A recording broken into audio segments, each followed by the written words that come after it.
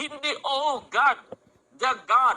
Oh, the throne of you, the God. Hindi the throne of you, oh God. Maling translation. Yan, sana po napansin nila. Ho trono so, ho Dios. Ano sa English yun? The throne of you, the God.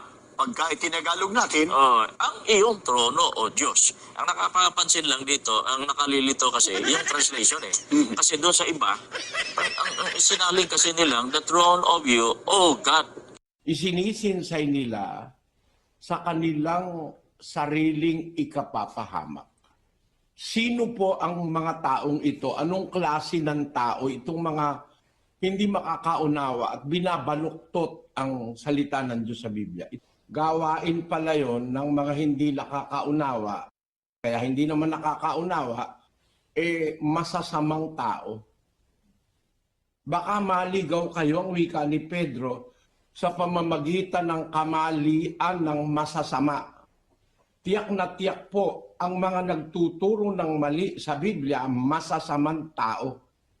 Yan yung hinuhulaan ni Propeta Daniel na yung masasama na yan, hindi talaga yan makakaunawa. Ano man ang gawin pagbabasa ng Biblia, hindi mauunawa ito ng mga taong masasama. Kaya, kung hindi naunawa, ililis siya na ang sabi doon sa versikulo 16, isinisinsay ng mga di nakakaunawa.